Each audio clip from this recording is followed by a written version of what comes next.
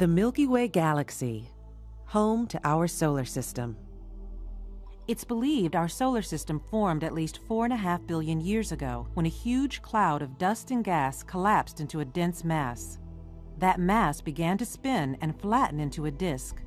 The center grew hotter and hotter until finally a new star, our sun, was born.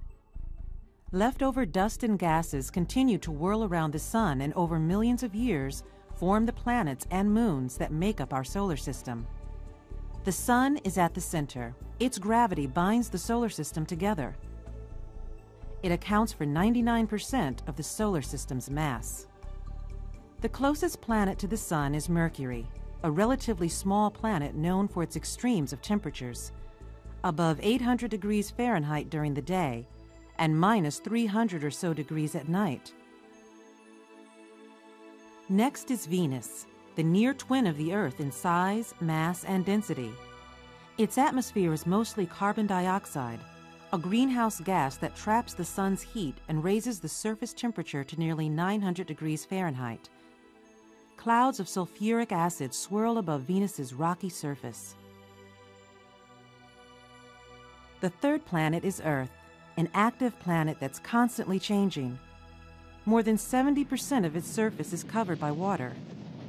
Earth teems with life, something that so far has been found nowhere else.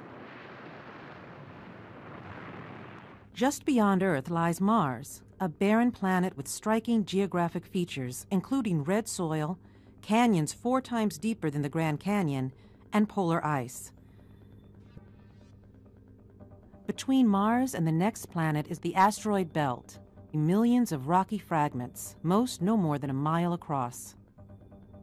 The 5th planet from the Sun is far and away the largest, Jupiter, a gaseous giant big enough to hold more than 1,300 Earths.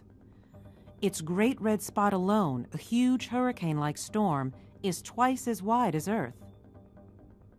Saturn, the second largest planet, is next, famous for its massive rings of ice and ice-covered particles. 7th from the Sun is Uranus, which is unique because it rotates on its side. It too has rings and at least 27 moons.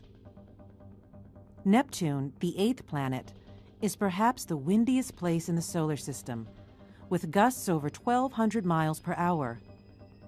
Neptune marks the end of the planets, but not the end of the solar system. Farther on is Pluto, a dwarf planet. At its greatest distance, Pluto orbits more than 4.5 billion miles from the Sun. As vast and diverse as our solar system is, it's but one in a galaxy of billions of stars, in a universe comprised of billions of galaxies.